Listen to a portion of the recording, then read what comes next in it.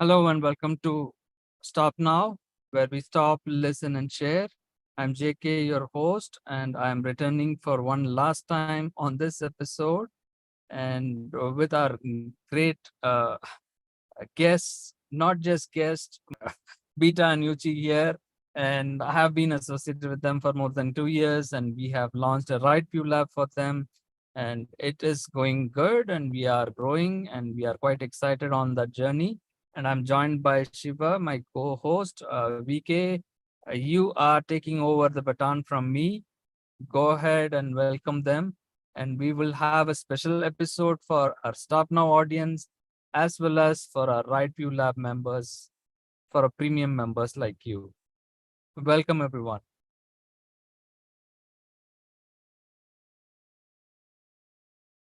Thank you, JK. Hi, Thank you very yes, yeah, we can start. I'm Shiva. This is my first thing. Hi, yeah, yeah, we can go with the topic. JK want to continue with, or Yes, Beta and Yuchi, the first question to you guys, right? So, we are not close friends, right? We are strangers, and I see everybody as strangers in my life.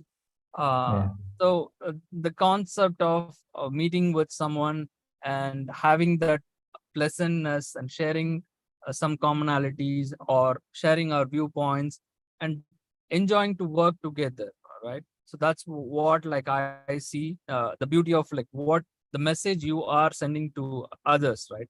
Just like a counselors or therapist, and trying to help people what is more needed in their life, and how again I am against it, but not in a sense like I'm against it, because for me, religion has done so much damage to the individuals and it has hijacked their mind. That is why like I'm against it. And that is the reason why I don't even want to use the word spirituality. But you guys often use that, right? The spiritual path. So tell me about it, right? How was your experience traveling together on this YouTube channel journey, right? View Lab. Very good. So, okay, maybe I can go first. Yeah, spiritual journey, I think it's very important for us. I totally agree with you, JK, that a lot of forms of religions, they have numbed the sense of thinking in people so that people can blindly follow something.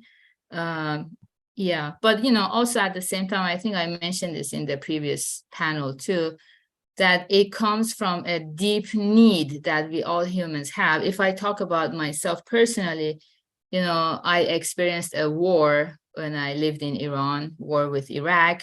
People were getting killed day in, day out. And then I immigrated to the USA, and everything was so different. I was challenged again, learn everything from zero. So, sometimes you reach a very breaking point in life. You suffer so much. It's like you become so confused at what is right and what is wrong. Especially, I think maybe in your 20s, perhaps. Some people, they have midlife crisis. But you feel like, is this really worth my time? I mean, life itself. You have the fundamental questions about life, that why do we even live life when there is so much hatred? In your preview, I saw like slavery, racism. Do you know how much it hurts when some other people look down upon you just because of how you look or how you speak? So you feel no love in the world and you hit the rock bottom. So what makes you get up in the morning? So for me personally, that's what spiritual journey is about. It's not about blindly following something. It's about having that hope that there is a way. Buddha teaches 4 noble truths. That the first noble truth, life is hard, life is suffering. And then there is the third noble truth, which is the point of cessation of suffering will occur. So that's how I see the spiritual journey. And once we presented this material on our channel, thanks to you and your team members, you know, and also on Meetup, thanks to the Meetup. So a lot of like-minded friends gathered who think in this way. Yeah, isn't it overrated? Everything that like society is trying to sell us. Oh, you don't need to do this. You have to do this. You do this. You know, it's all overrated. So then what do we rely on in life? And if you rely only on yourself, you're like, okay, I don't want anything. I'm going to be very independent. Think like Osho, you know, be independent. Then kind of life becomes lonely too if we cut off people out of our lives thinking that, you know, they might have their own agendas or whatever. Life becomes very lonely. We don't grow. That's not fun either.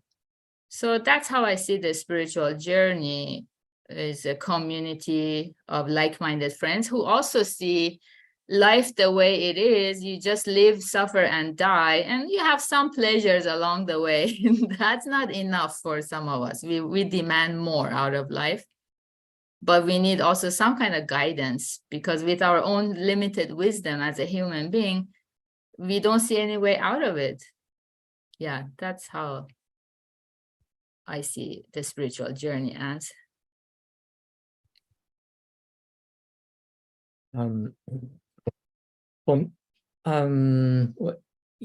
I think about the concepts of spirituality, when we are in good time, I don't think majority people need such thing as spirituality. They can get along very well, happily, joyfully. But life, in our lives, we have a lot of ups and downs. Sometimes we will hit the rock bottom. Especially recently, I'm following the news of wildfire in Maui Island. It happened almost 10 days ago. People are suffering, and suddenly they lost their houses, workplaces, and assets and everything. And on top of that, many people lost their lives, and the people were so devastated. And then one congresswoman, or I think she's an ex-congress person, her remark resonated with me so much, because in the long interview, she just mentioned her own spirituality by saying, through this natural disaster, she had to realize how short human lives are. And again, she realized how important to seek out the purpose of our life. And it is really important for all people to be of service to other people while we are still alive. She was not just an ordinary politician, but she's also a surfer. I think many surfers are very spiritual. So there are so many things they have to do politically and economically, and they're in survival mode. But on top of that, when we are confronted with such disaster, naturally we have to think how temporary, how ephemeral human lives are. What's the meaning? We are compelled to think about it so deeply. I think everybody has this strong urge to think about the meaning of life in deep down. So this is what spirituality means for me.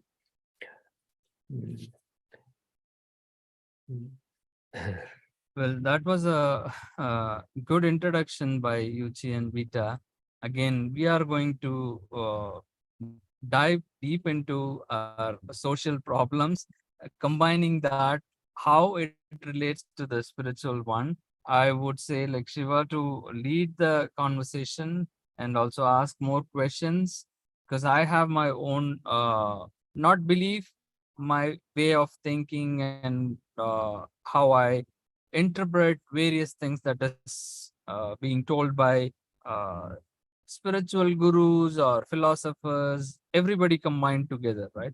For me, like everything that is borrowed from others, I myself like trying to find out what is the right thing. The struggle is always for everyone. I don't know whether it is there for everyone, but the topic that we chose was like, the reason is most of the domestic violence and abuse, uh, sexual abuse, or sex trafficking, labor trafficking, I understand it is a whole different ballgame, but human trafficking as such happens because of these misunderstandings, right? So the importance of marriage and sex, I wanted that topic to be taken up, and you guys are the special guest here now, and we are trying to get consent not to have sex here. It is prohibited in YouTube channel. I'm trying to be funny, but it's not funny. It's just a joke. But tell me, Yuchi, sex has been a problem for humans from the day of evolution. That's how I see it.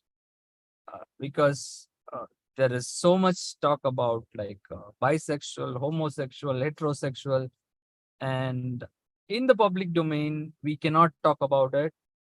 And also, people who are spiritually inclined, I'm taking that word. The reason is, common man has a different opinion. If you are a spiritual guru, you cannot think of sex. Sex is prohibited in almost, right? Correct me if I'm wrong. In many religions, it is viewed as something like you are committing a sin, unless you are entering into a marriage. So what is that, like marriage makes it so special and provides you the entitlement of sex? Is there any connection? I'm asking too many questions. You guys have to say like, stop now. JK, stop now. I'm going to listen to you guys. Go ahead. Me first? Okay. Yeah, you're right. I haven't done my research all the religion in the world. So I just, my knowledge about religion is kind of limited, but I know a lot about Buddhism and major religion. So in Buddhism too, in early stage of the history, sex has been, and sex was prohibited, especially for Buddhist monks and practitioners and Buddha's disciples. Yeah, it's a considered sin. It is partly because it's human desire.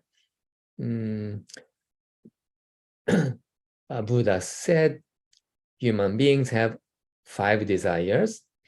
There are 3 basic ones: desire for food, desire for sleep, and desire for sex.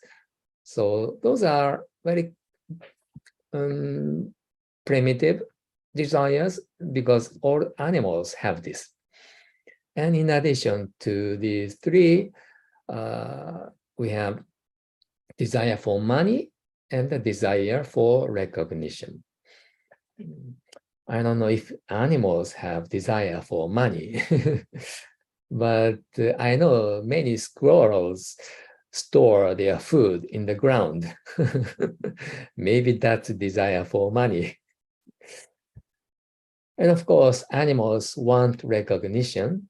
So basically, all living beings have those 5 desires. And among the 3 basic ones, I think the desire for sex is very strong.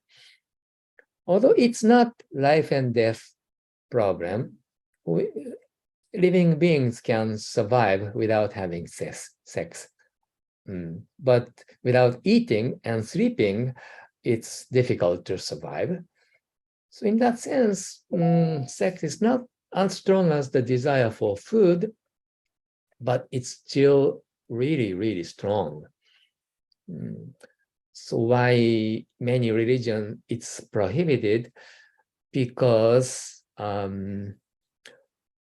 first of all, we get astray from our spiritual path. And first and second, we become too obsessed and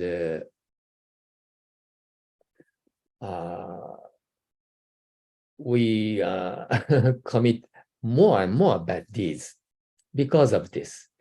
Yeah, I think everybody knows the strong driving force of human desire. So I have to say, all the crimes in the world, not all the crime, many crimes in the world caused by desire for sex or desire for money. And of course, all the desires are involved, but especially because this desire is strong, sex trafficking or sexual assault, abuse.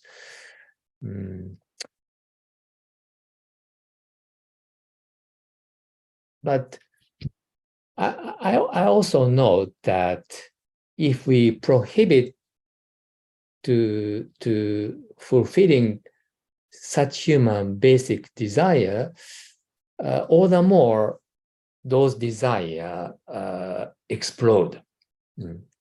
So suppressing the desire is not such a good idea. So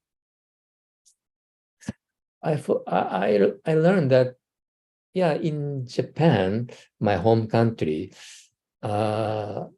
people can satisfy the desire for sex by going to such certain places.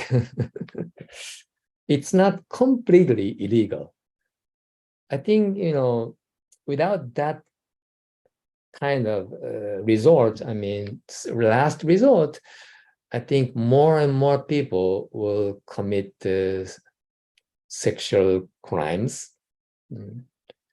So I think India is very strict about it. So maybe somebody said, oh, maybe I didn't need to mention the name, country. In many countries, they're too strict. So there will be more such crimes. So I think it's important to acknowledge the strong power of desire. We need to have a little more self-compassion. And anyway, satisfying desire is not a purpose of our lives. So great masters of Buddhism say that having sex or getting married is a part of our lifestyle, and it's up to the individual. We are all free. It doesn't matter too much. In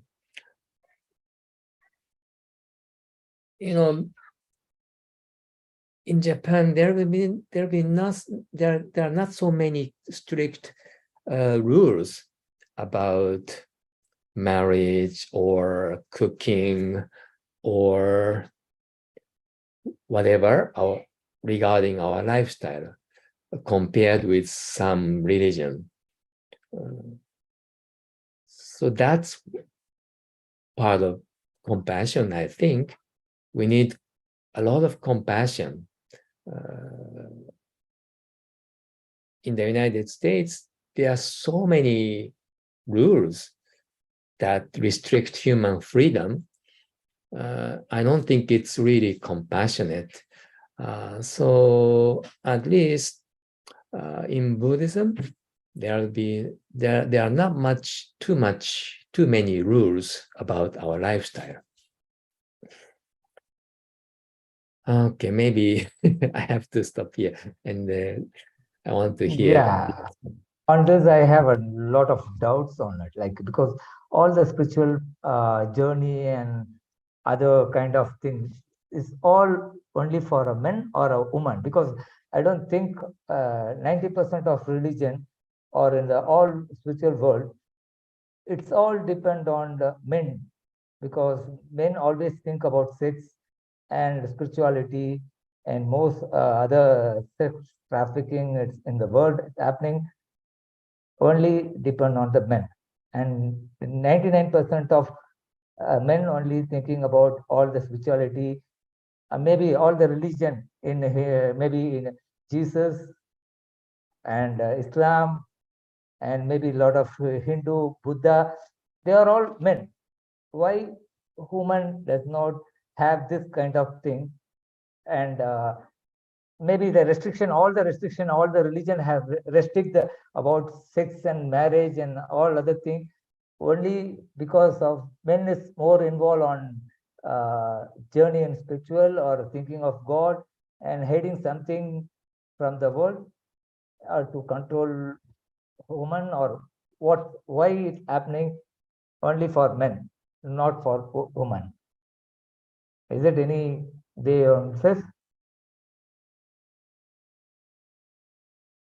Yeah, my comment is all about men. Yeah. I'm sorry. So it's really difficult to put myself in women's shoes. So let's hear from Vida. Yeah, I need answer from Vita. Yeah.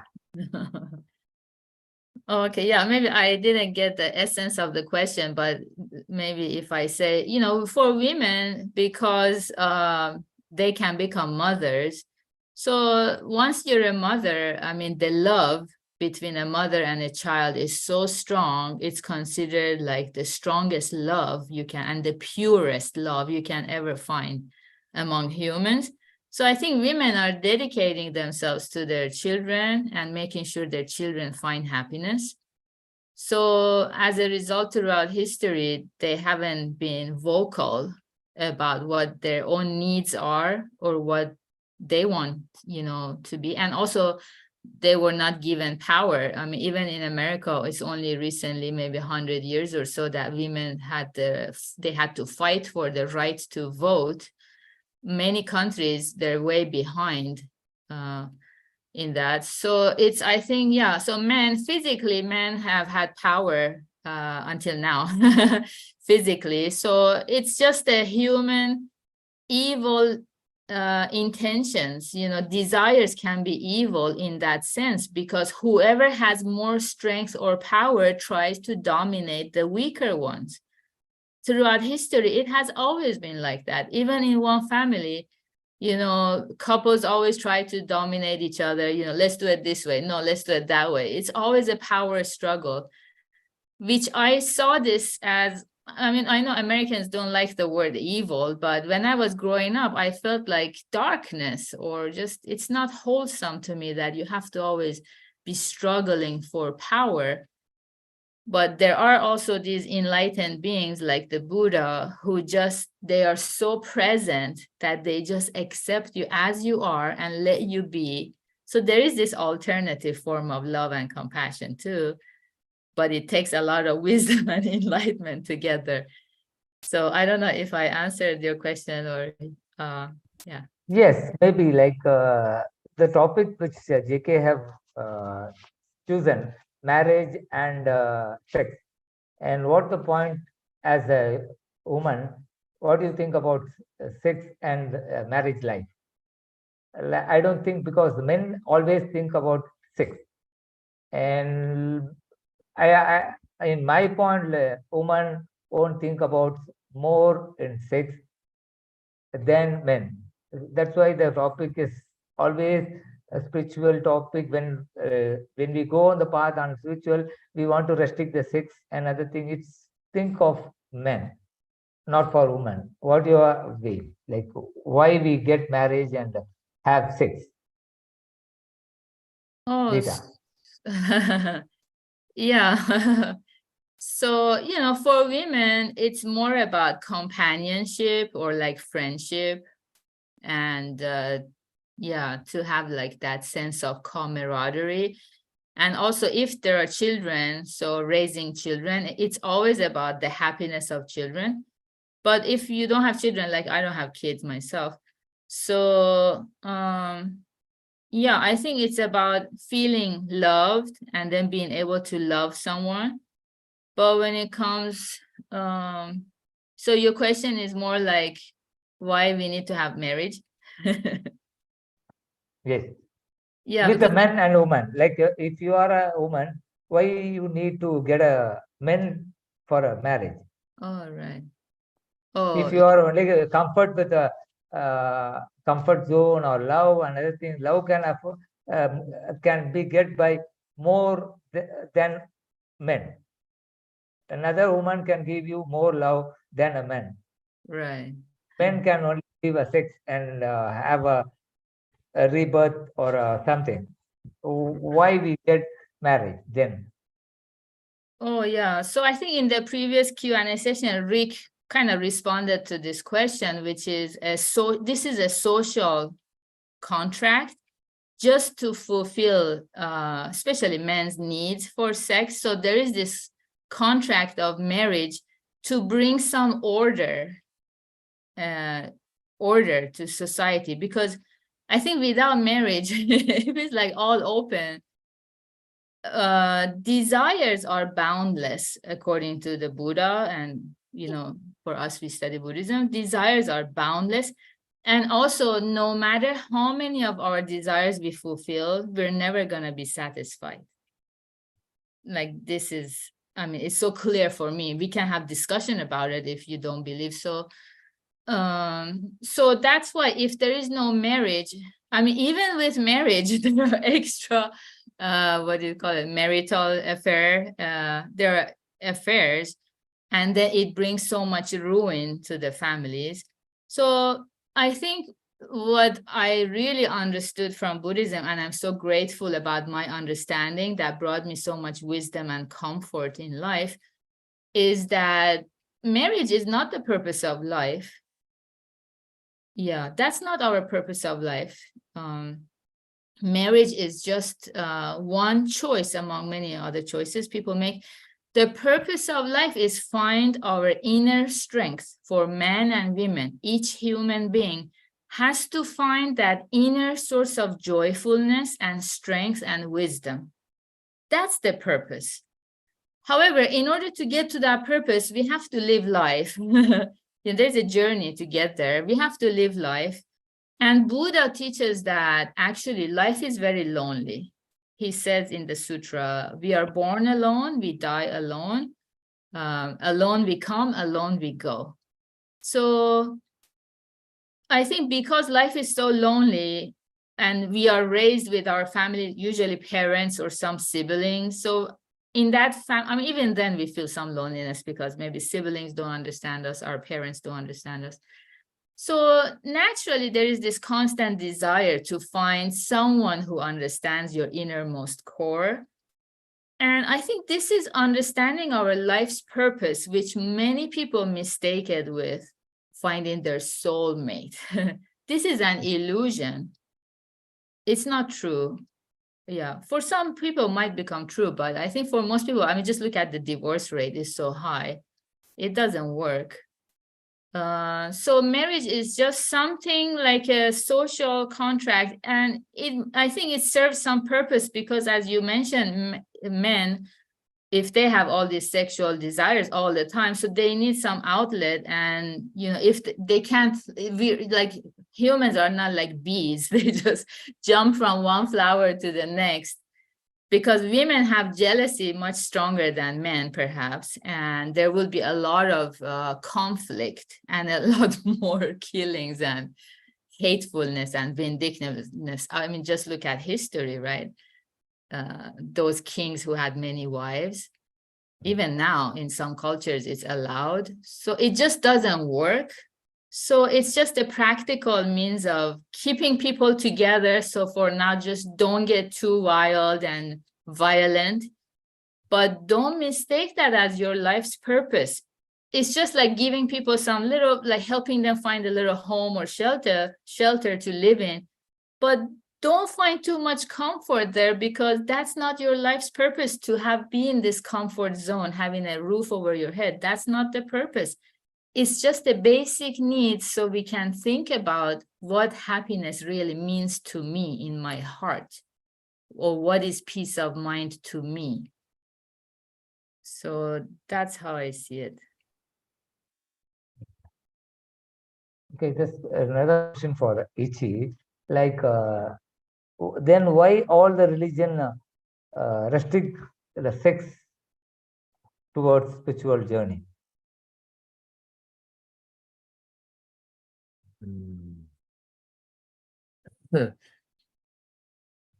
Yeah, I don't know about other religions, but in terms of Buddhism, I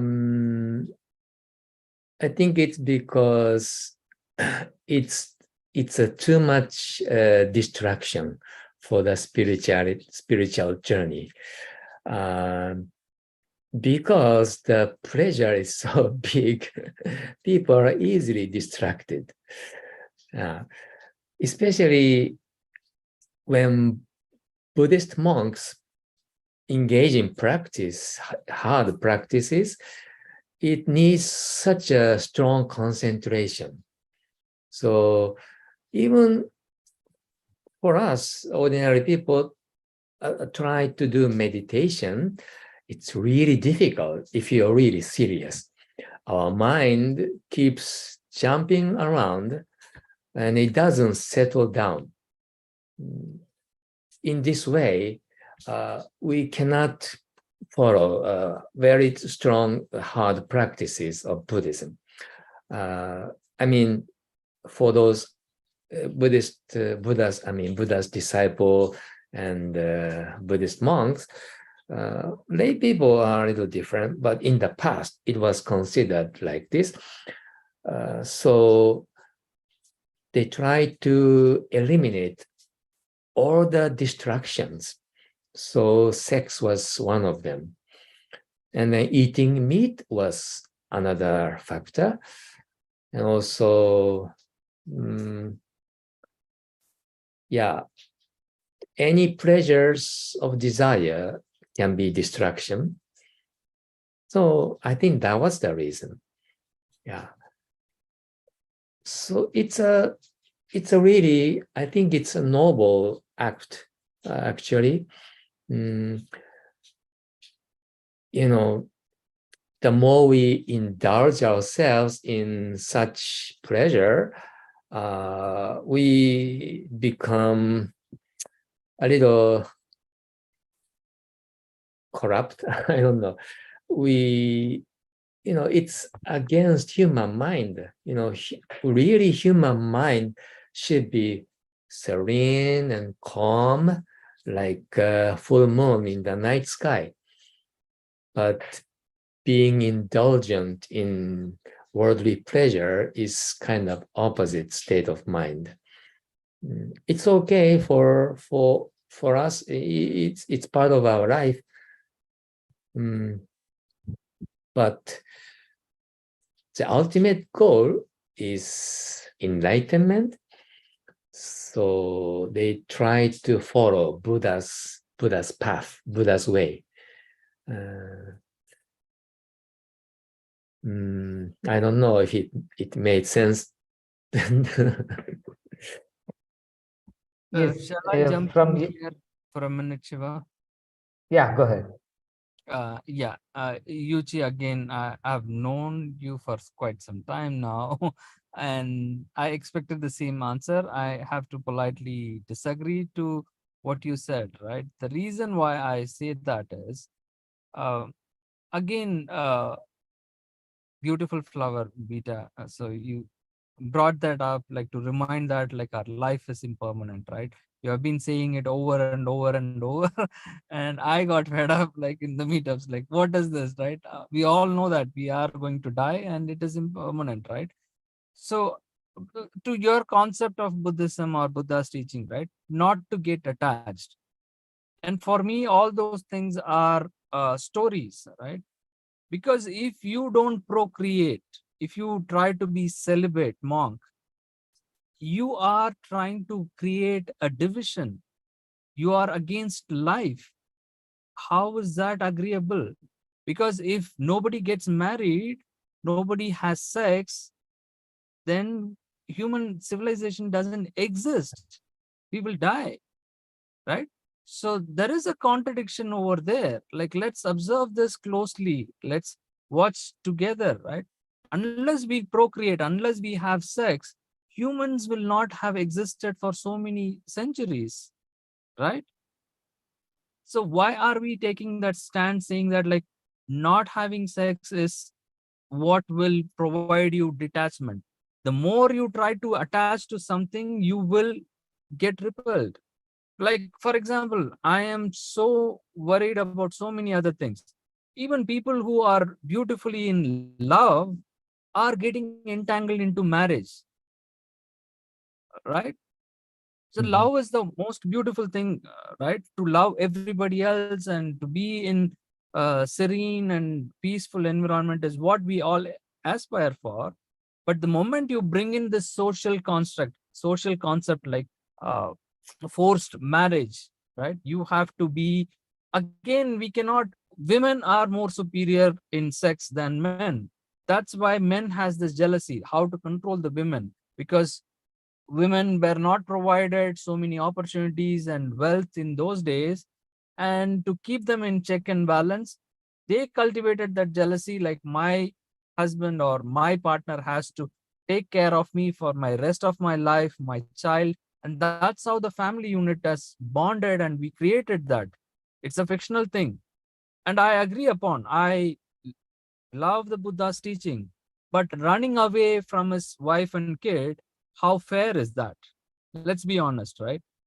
So he didn't deny it. Like, I don't think it's all made up at a later stage by the Buddhist monks and the followers, and the cult as such become a religion, made things up which Buddha has not taught. He was trying to seek enlightenment and find out what is his purpose in life, and he has to, in those days, has to go away from to try those things. Let's not confuse that, right? If you are going to confuse that and say like, oh, I don't have to, I have to forcefully deny sex to achieve enlightenment, I don't think that is possible. Correct me if I'm wrong. I love to be wrong. Maybe this time Bita wants to speak up. Yeah, so your understanding actually is not correct, JK. Yeah, so maybe Buddhism has two schools. I think what you are referring to is referring to the Theravada school of Buddhism, monastic life. You have to become a monk or a nun, and you have to be celibate, no marriage. That's, I think, what you're referring to. And I totally agree with you. That was not Buddha's true intention. Because Buddha's compassion is all encompassing. It's all pervading. It's for everyone. There are no discriminations in Buddhism. However, Buddha needed to guide people little by little to deeper forms of truth, which is absolute freedom. And it's called the world of no hindrance. That's very deep. People wouldn't get it. You know, people who can't even like control their desires, even to a little bit, you know, they couldn't follow the teachings of the Buddha. So he establish these rules or phases. They are phases. You don't need to stay there forever. So initial phase in the sutras, Buddha's teachings is because of our desires, we do create unwholesome karma. Like, if I'm constantly thinking about money or I want to expand my possessions and assets just for the sake of it, at the expense of taking it from others forcefully, instead of, thinking about benefit of everybody. So in Buddhism, Mahayana is the other school of Buddhism, Mahayana school of Buddhism. So enlightenment is not something you have to seek in isolation from society. You go to the mountainside, remain celibate, and do your practices. That's not what Buddha truly intended for. It's for everyone. So enlightenment is for everyone. And the spiritual journey is I benefit myself by benefiting other people. So in Mahayana Buddhism, and especially Pure Land Shin Buddhism, Yuichi talked about this very well in the last Q&A session about the life of Master Shinran. So Shinran is Shinran. He founded the Pure Land School of Buddhism. And if you remember, Yuichi did mention that he's the first Buddhist monk. He lived 800 years ago in Japan. The first Buddhist monk who got married, and actually, who got married publicly. In order to clarify that real Buddhism is for everyone, even people who want to get married or who want to be with someone and who want to have sex and procreate, contribute to the population of humans on this earth. So I think if you pay attention to that, there are two schools of Buddhism, and we are not following Theravada Buddhism, the one that you mentioned. We believe we can practice Buddhism in everyday life.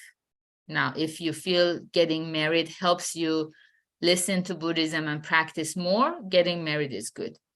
If you're like, oh, I don't want to deal with people, I can barely manage my own stuff, you can remain single and listen to the Dharma and seek the path. That's good for you. So there is no prescription for whether you have to get married or not, whether you have to have sex or not. So these things are not life's purpose. It's the means of living. And for some people, it makes them feel good and comfortable and settled. And some people, no. So you have to make the choice at an individual level. That's how Pure Land Shin Buddhism teaches this. So it's not that Shinran created this new form of Buddhism. We believe that that's what Buddha really had in mind, but he couldn't just say it, people couldn't understand it, so he had to prepare people's mind in phases. So initial phase was that you need to watch out what you're doing. You're bringing a lot of pain and suffering to women. Like, if there were some men who were womanizers or something, you need to watch out for that snake, for that poison, so that was the initial phase. And then gradually there was that deeper wisdom to understand that, enlightenment is possible for everyone. And in Japan, even mothers, parents, they listen to Buddhism. There is we have a little daycare center for their children to come, and, some babysitters will watch so parents can listen. It's all about constantly empowering ourselves, regardless of the background we come from. Well, I understand, and I appreciate that difference, Bita. So when it comes to religion, right? So all the religions, right? Whether it is, I'm just trying to think through that. Even with the celibate monk, or even with the Hindus, the yogis and gurus going to mountains and being a celibate, forcing themselves, right? Even Buddhist monks, right? As you guys mentioned, right? Just like two denominations, like even in Christianity, so many denominations are there. And that's where we hear priests abusing children, women, and sexual abuse. All those perversions arises out of these things. Why we are not able to solve those things? Because those are hiding behind closed doors, trying to be good people and exploiting it. And even most people are very uncomfortable to talk about homosexuality. And the worst part now we have reached in the Western society is like the rights of LGBTQs. And they are like caught up in this world of even men getting married to men, women getting married to women. What kind of nonsense is that, right? So all these things happen because of the age-old problem of denying sex and being like a monk or choosing a lifestyle. Don't you think, don't you agree on that? Like that was the past karma of our human civilization altogether, right? Because we are all together. Though we try to find as an individual purpose, the whole consciousness is a one thing, right? I'm not making up anything, right? Or anything that I'm speaking, talking, all these words I'm saying, it is a borrowed one. It is not mine. It's not original. It has been told by somebody else. So it's a collective consciousness that is responsible for this struggle. That's how I see it. Don't you guys think that? So, I don't think necessarily it's because we have been denied the rights. I mean, to some extent, yes. It's more deeper than that. These desires are like a fabric of who we are, an integral part of who we are. And I agree with you that denying those desires, it will backfire. So I agree with you. But, let's say for homosexuals, now they can marry. That's, I think, going back to the social contract, because imagine, even in nature, there is love between same-sex, animals. So, but for humans, they couldn't get married for many years. And when one of them had to die because of cancer or some disease, so the other one was left out, like without any financial support. That was not fair to them. So it's just they amended the law to provide inclusion for them. So I don't see anything wrong with that. And I don't see anything wrong with that, because so many of homosexuals were suffering when their partner died. So if marriage is because two people love each other, and then socially we need to acknowledge that just for the legality of it, for the estate planning, inheritance, just for that purpose. Yeah. But I agree with you. Anything you deny that's part of us, it's like a volcano, right? So if you put a cover on it, it's like bubbling up, and you put the lid on top of volcano, push it in. There is so much you can do. It's just physics. It's just the energy. It will backfire and it will explode. And I agree.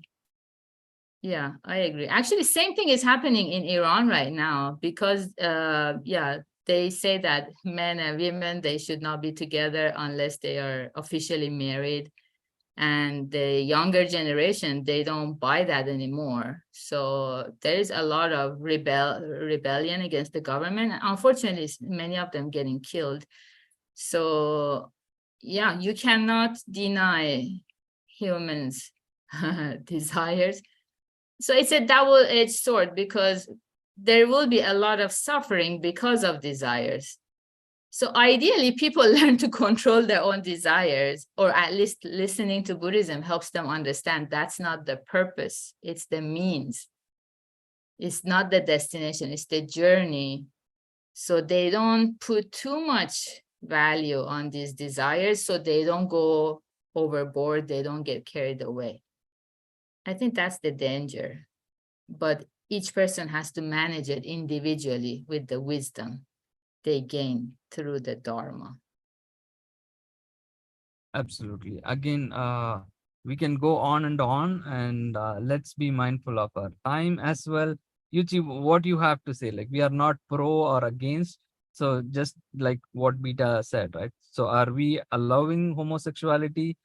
Was it allowed in the Buddhist monks culture, or even like in any religion, right? So for example, the priests who were indulging in those activities, is it allowed, and do we allow that, or do we take a stand like, no, that is wrong? What do you have to say? In my personal opinion, homosexuality is part of human evolution. So I don't think there's such fixed idea of just two gender, like man and woman. So, you know, it's a reality of impermanence. Everything is changing. You know, our gender might be changing little by little. So we need to accept it and adapt to it. And then we have to modify the laws, and then we need to change our common sense. Yeah, it's evolution, I think. So So maybe is that like Yuchi, sorry to interrupt. So is no, there like a danger in that? Because I see a lot of videos being made, like, and people are saying there is a propaganda by some people to force the kids to be like homosexuals, right? Just because of this LGBTQ, right? Because as a child, right, when they grow, they want to explore their sexuality. They want to know their puberty, right? How to, because it is most of the society, right? As Beatam was mentioning, right? Islamic countries or Middle East countries, or even in Indian context, right? So many people prohibit sex before marriage. That's why I combine the marriage and sex. And they think that like having sex before marriage is considered to be a sin. And even just like after marriage also, right? Sex itself is considered as a sin. If two consulting adult, whether they are married or not, if they are happy to have an intercourse, right? It's a bodily pressure they are sharing. Why is that has to be like a adultery or all those concepts we bring in and say like extramarital affairs? So many things we confuse, right? Why can't we live simply, right? That is my point. And also the question is, are we forcing our kids to just because we have to support LGBTQ or other homosexuals, are we not feeding in them to be like homosexuals?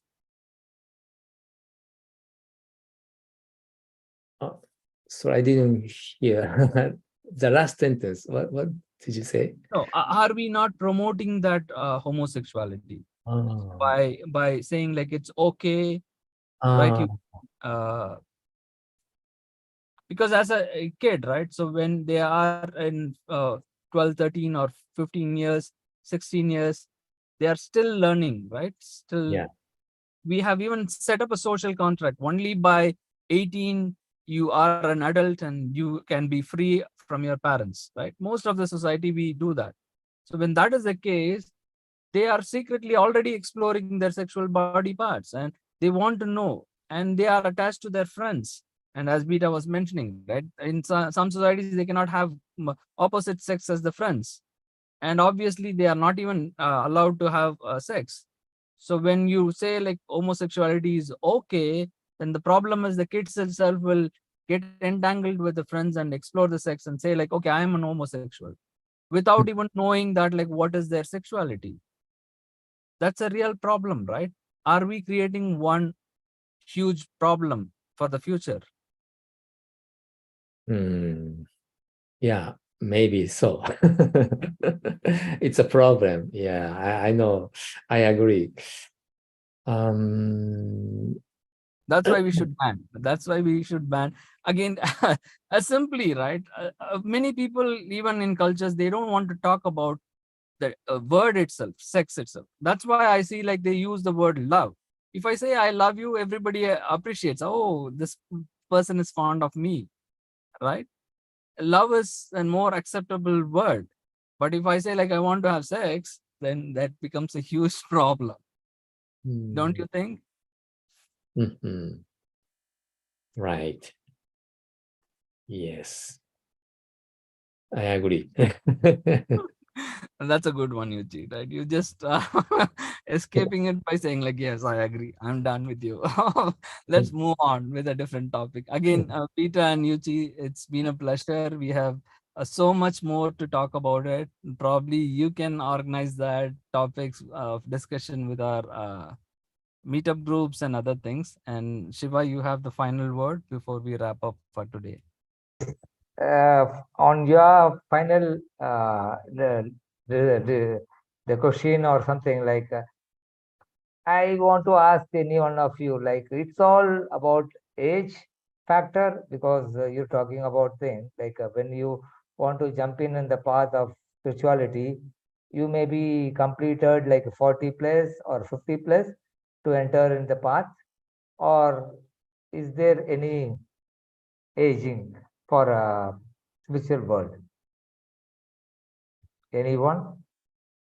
Like, do we have an age requirement to start Yes. spiritual journey? Yes. Oh, so for me personally, I even before I found Buddhism, I was very spiritual, meaning I was thinking about why people have to get married, just like what you guys are saying, why they have to bring kids to this world. Parents don't understand what life is all about, and then they bring children, add to their suffering, and then all these problems are happening out of ignorance. So for me, I think that's the start of my spiritual journey without any system or any religion, just between myself and the universe, the truth of the universe. I would say for me, like even when I was 6, 7, 8 years old, but I don't think there is any requirement. If anyone who comes to us, if they're really serious to learn, we will teach them. But of course, we will test their understanding, like if a 10-year-old comes to us, are they serious or they just want to, have games or, things like that. I don't think there is an age requirement. Yeah. And, that's why we have all these problems, like what JK just asked, this propaganda or whatever. I think it's all because of ignorance, because parents don't do enough contemplation anymore. Like, our parents, grandparents, I think they thought a lot about life and death. These days, they don't think about the truth of life and death. So parents are lost, so the children are lost. So they're like, oh, maybe if I become this way, I will be happier, or that way. So I would love for all parents to read, our teacher even says, if a parent doesn't read like hundreds of books in a year, maybe they don't have qualification to be parents. Maybe that's why I'm not a parent. I was not reading that many books in 1 year. Yeah. So we have responsibility to educate our children. That's the initial spiritual journey, but parents' wisdom is limited. Like Einstein says, you cannot solve a problem from the same level of consciousness that creates that problem. So we need that community work. And I also do believe raising children is a work of a village. The more people are involved, the more well-rounded the child becomes, exposing to different wisdom. But being as a parent, we have to be mindful because there are predators, sexual predators out there. So we have to protect our children, until they know better for themselves. Did I answer your question? Yeah, absolutely. Yes. Beta, you are right on that because more exposure is needed. We can continue to explore this topic as well. And Yuji, your final comments and thoughts. I think For UG, one sec, like, sorry for you can answer my final another question, like, because when we grown up, our parents and our society is saying us to run behind the financial fulfillment. So we end up with the age, because I am talking about the age, we end up with the fulfillment of our financial need up to the age of 40 or 40 plus, we complete our financial needs. And the starting point for a spiritual journey to ending all the financial needs. That's why I'm asking, what is there any age limit to fulfill the society needs and the material life and the spiritual path? Is there any? You can go Yeah, ahead. I mean, he is trying to make that connection, right? Because Yuchi, hopefully you will agree. Beta also mentioned that. So we are gender fluid, we are open. You can be male or female or in between, or we don't have to identify, right? So that is what like spirituality means. But when it comes to age factor, right, it is not accepted in many cultures when a young kid goes into the spiritual path, right? The connection is like they are distancing themselves from the financial needs, and they are leaving everything behind what the society expects them. To what Shiva mentions is, when we are running in this rat race as an adult till the age of 40 or having that midlife crisis, from the Western point of view, we have to be successful financially, independent to support your family. Otherwise, you become a failure, right? And then you cannot say like I am in the spiritual path. So where do we start this journey, and how do we connect it, and how do we resolve these problems? It's a huge question.